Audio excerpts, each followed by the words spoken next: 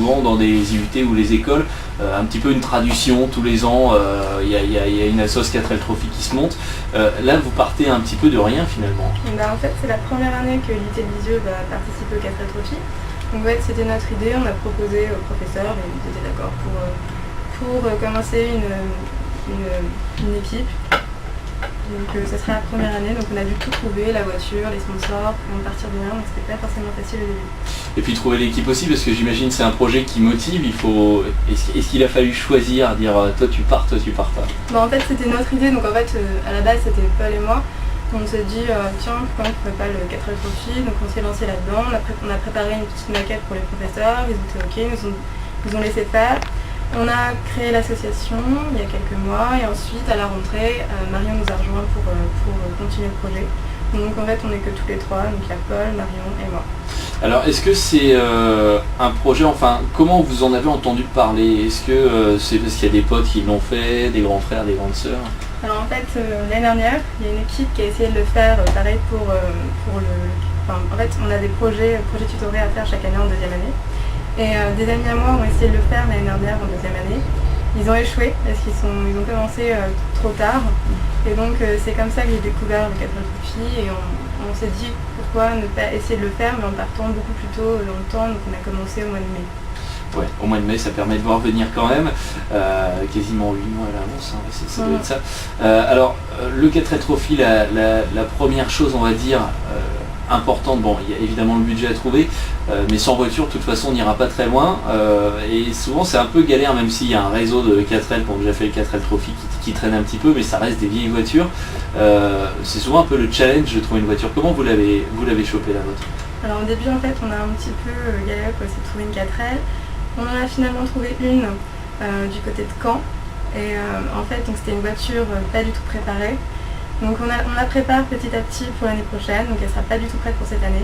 Mais parallèlement à ça, on a eu la chance d'avoir l'entreprise, le groupe Moreau, qui a une 4L au sein de leur entreprise. Et en fait, ils vont nous prêter la 4L pour toute la durée du raid. Et donc là, c'est une voiture qui est préparée déjà depuis plusieurs années et qui prête chaque année à un groupe d'étudiants voulant participer au 4L Trophy. Et donc cette année, c'est nous qui l'aurons. Donc c'est une voiture qui est préparée dans un garage qui prépare habituellement des Porsche, etc. Donc c'est vraiment une 4L qui sera vraiment très très performante et qui sera vraiment super pour 4L. Ouais, vous n'avez pas trop besoin de faire les mécanos avant de partir. Par contre pendant, on ne sait jamais, il peut toujours arriver des petites broutilles. Est-ce que justement à ce niveau-là, on est en IUT Tech de Co, on n'est pas censé être des mécanos non plus. Est-ce qu'à ce niveau-là, vous vous dites, il faut qu'on se prépare un peu, ou alors il y en a qui maîtrisent? Non, en fait on s'y connaît pas du tout, que ce soit Marion ou Paul, on s'y connaît pas du tout. Donc en fait ce qu'on va faire c'est qu'on va essayer à plusieurs, il y a d'autres équipes qu'on connaît qui participent aussi à 4L Trophy. Et il y a pas mal de personnes qui nous proposent, qui eux s'y connaissent, donc on va voir avec des garages, des mécanos, essayer de voir un peu, essayer de tester un petit peu les problèmes qu'on pourrait rencontrer ensemble. Alors il y a aussi, il y a évidemment la partie mécanique, il y a aussi la partie conduite, même si c'est un rallye humanitaire et que l'essentiel n'est pas de finir premier, mais c'est sûr que les pistes du Maghreb c'est autre chose peut-être que les routes du Pays d'Auge. Est-ce que là-dessus il n'y a pas un peu d'appréhension ou vous êtes entraîné, je sais pas, sur la plage de Deauville, sur le sable comme ça, enfin... On s'est prévu de faire ça. Pour l'instant on n'a pas encore la voiture arrive d'ici une semaine, parce qu'elle est encore à l'entreprise, donc elle est à Angoulême. Mais oui c'est prévu en fait, Paul sera le pilote. Donc on va essayer d'organiser ça, avec s'entraîner à plusieurs, comme je disais, sur la plage, etc.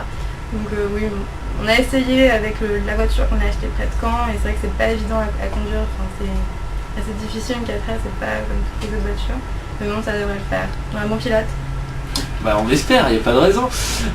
Alors là, la course elle part en février, donc il y a encore quelques mois, 3 mois pour on va dire préparer tout ça. Qu'est-ce qu'il reste à faire là, actuellement?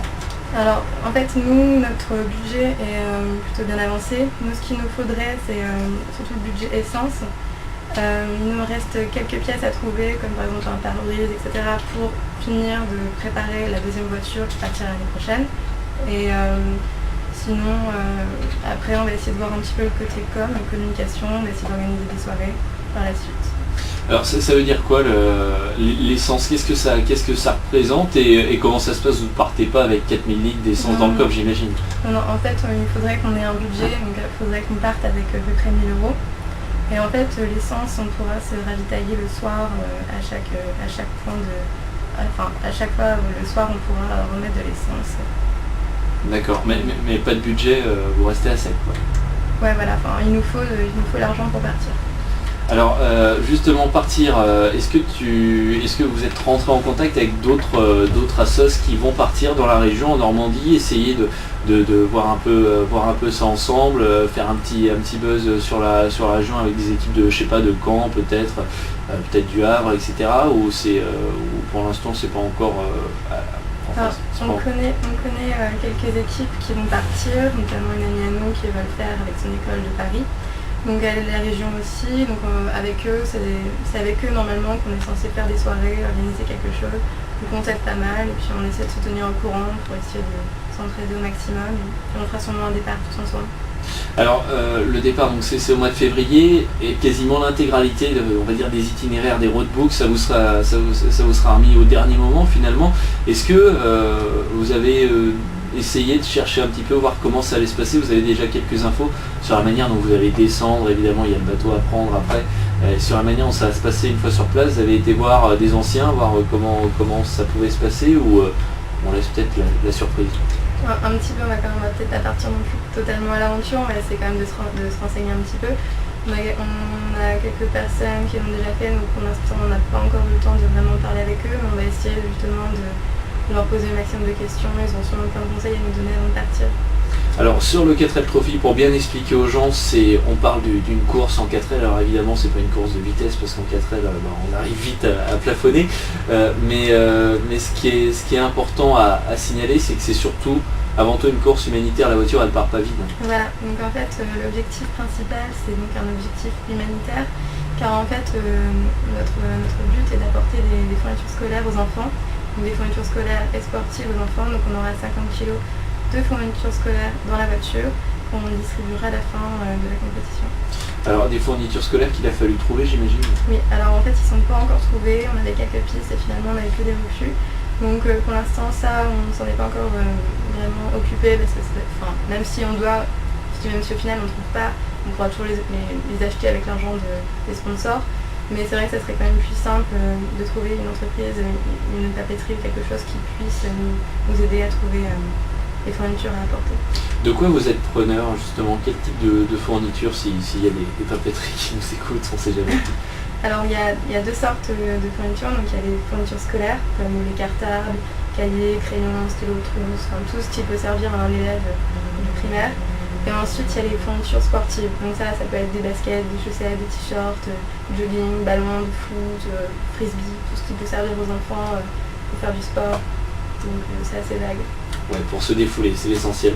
Alors, est-ce qu'on peut un peu revenir sur la manière, parce que, bon, tu l'as dit, c'est vrai que c'est par rapport à l'association qui s'est montée l'an dernier, qui n'a pas vraiment réussi à aller au bout, vous avez eu envie de prendre la chose, mais qu'est-ce qui vous motive le plus, en fait, dans ce 4L Trophy? C'est l'aspect aventure, partir un peu dans l'inconnu, découvrir la conduite sur des pistes qu'on ne connaît pas forcément, dans un truc un peu tape-cul, l'ambiance étudiante au bivouac, les soirées qui s'annoncent, le côté humanitaire. Qu'est-ce qui vous motive le plus, en fait? Je pense que c'est un petit peu un mélange de tout. Alors, je parle pour ma part, le 4L Trophy, ça peut être vraiment une aventure. Je ne sais pas si j'aurai l'occasion de pouvoir la refaire les années suivantes avec mes études, mais je pense que ça reste une aventure unique et qu'on n'oubliera pas comme ça. C'est des rencontres, c'est plein de choses, c'est l'entraide, la solidarité, des rencontres avec les enfants. On va sur tous les points, ça peut être que bénéfique.